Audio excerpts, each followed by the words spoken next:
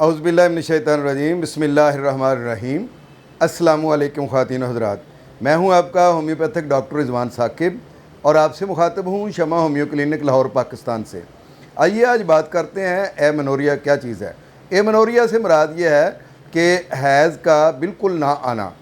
خواتین میں عام طور پر جو بچیاں جب جوان ہوتی ہیں تو ان میں 12 سال سے 16 سال کے عرصے کے درمیان میں حیض آنا شروع ہو جاتا ہے۔ اس عمر کے دوران میں اگر مینسز شروع نہیں ہوتے ہیں، یعنی 16 سال کی عمر کے بعد بھی اگر مینسز جاری نہیں ہوئے ہیں تو اس سے مراد یہ ہے کہ خاتون کو ایمنوریا کا مسئلہ ہے۔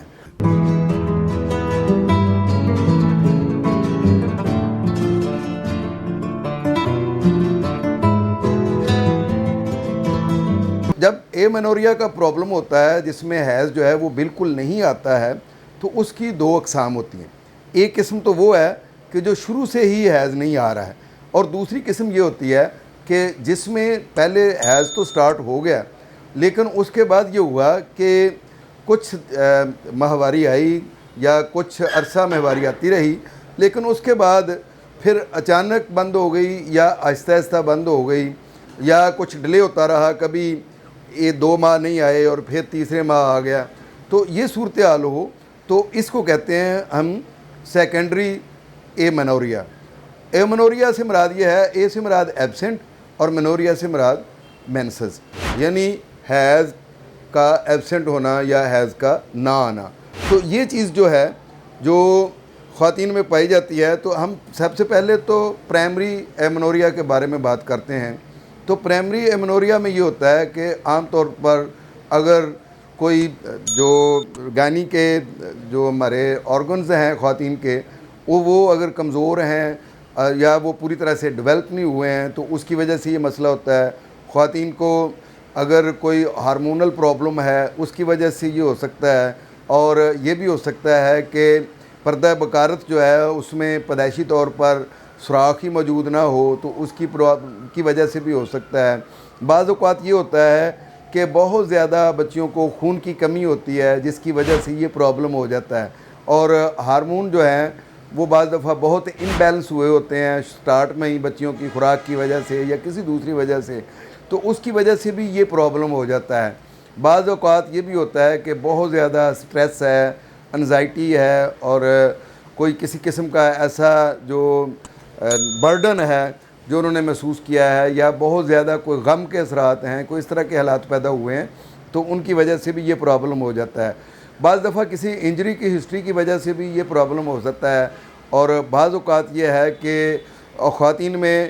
جب وہ شروع ہونے ہوتے ہیں مینسز جو ہے ان کا سٹارٹ ہونا ہوتا ہے مثلا یہی 12 سے 16 سال کے درمیان میں، تو اس دوران میں بھی کوئی اس قسم کی کوئی ٹیومر، کوئی رسولی وہ بن گئی ہوتی ہے کہ جو اس میں رکاوٹ پیدا کر رہی ہوتی ہے۔ تو یہ ہے ہمارا جو میں آپ کو بتا رہا ہوں کہ پرائمری ایمنوریا ہے۔ اور دوسرا جو ہے جس کو ہم سیکنڈری ایمنوریا کہتے ہیں، اس میں بہت ساری وجوہات ہو سکتی ہیں، جیسے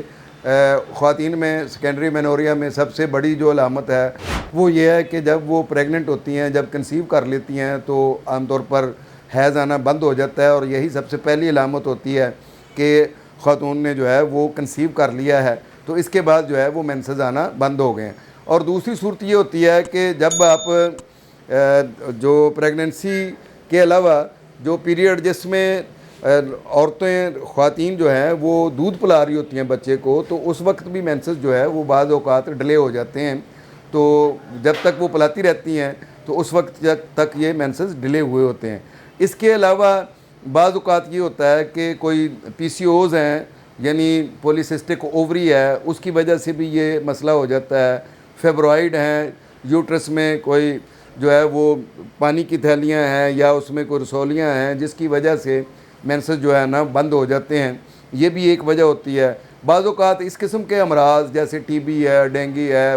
یا یہ جو کرونا ہے کوئی اس کی وجہ سے، یا کسی قسم کی ایسی کوئی ویکسینیشن ہے اس کی بنیاد پر بھی مینسز جو ہیں وہ آنا بند ہو جاتے ہیں۔ بہت زیادہ انیمک ہو جانے کی وجہ سے بھی ہو جاتے ہیں، بعض دفعہ کینسر کی مختلف قسم کی ادویات یوز کرنے سے، اسٹیرائڈ یوز کرنے سے ہارمون امبیلنس ہو جاتے ہیں جس کی وجہ سے ایمنوریا کا مسئلہ بن جاتا ہے۔ ایمنوریا میں اس کے علاوہ بھی بہت ساری وجوہات ہو سکتی ہیں، مثال کے طور پر اگر ٹی بی کا عارضہ ہو گیا ہے اس کی وجہ سے بھی یہ پرابلم ہو جاتا ہے، یا پھر بہت زیادہ جو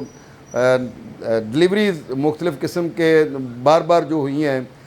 تو اس کی وجہ سے بھی بعض اوقات یہ ہوتا ہے کہ خاتون کے اندر بہت زیادہ کمزوری پیدا ہو جاتی ہے، تو اس کی وجہ سے بھی ہو جاتا ہے۔ کچھ خاص قسم کی ڈرگز جو ہیں ان کے استعمال کی وجہ سے بھی یہ ہوتا ہے۔ بعض اوقات یہ کوپٹی جو ہے رکھتے ہیں یا کوئی ایسی ڈیوائسز جن کے ذریعے سے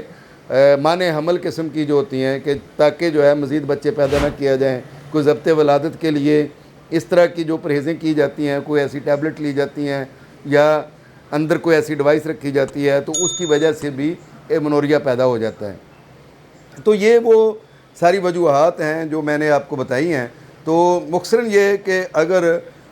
پرائمری ایمنوریا ہے تو اس کو بھی اس کی کازز کو، اس کے سمٹمز کو دیکھنے کے بعد جو ہے اس کا ہم ٹریٹمنٹ کرتے ہیں، اور ہومیوپیتھی میں الحمدللہ ایمنوریا اگر پرائمری بھی ہے تو اکارڈنگ ٹو سمٹمز اور کازیشن کو دیکھتے ہوئے میڈیسن دی جائے تو وہ ٹھیک ہو سکتا ہے۔ اور اسی طریقے سے اگر سیکنڈری ایمنوریا ہے تو اس کی بھی کازز کو دیکھنا ہے کہ ہارمون کا پرابلم ہے، موٹاپا ہے جس کی وجہ سے ہوا ہے، کوئی اوبیسٹی کی وجہ سے ہو رہا ہے، کوئی انیمک پیشنٹ ہے اس کی وجہ سے ہو رہا ہے، یا جو ہے کوئی پی سی او ہیں اس کی وجہ سے ہو رہا ہے، فیبرائڈ ہے اس کی وجہ سے ہو رہا ہے، کوئی ڈرگ ایسی کوئی یوز کی ہے جس کی وجہ سے ہوا ہے، یا کوئی مانع حمل جو ہے وہ ادویات یوز کی ہیں، یا مانع حمل کوئی ڈیوائس جو ہے وہ استعمال کی ہے، تو ان کی بنیاد پر اس طرح کے مسائل ہو سکتے ہیں اور ان کا ہومیوپیتھی کے ذریعے سے مکمل علاج موجود ہے۔ Homeopathy according to symptoms medicine دی جاتی ہیں، اس میں سیلف میڈیکیشن نہیں کی جاتی ہے، اس لیے میں انٹینشلی جو ہے وہ مختلف قسم کی میڈیسن جو ہیں ان کا استعمال نہیں بتاؤں گا۔ البتہ یہ بتا دیتا ہوں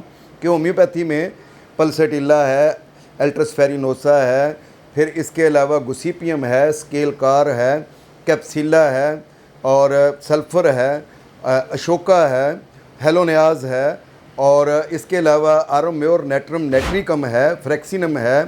اور بہت ساری ادویات ہیں، کلکیریا فلور ہے جو ایمنوریا کے لیے استعمال ہوتی ہیں، لیکن ان کی پوٹینسی یا ان کا طریقہ استعمال میں اس لیے نہیں بتا رہا کہ سیلف میڈیکیشن بعض دفعہ فائدے کے بجائے نقصان دہ ثابت ہو سکتی ہے۔ بہت شکریہ، اللہ حافظ، السلام علیکم۔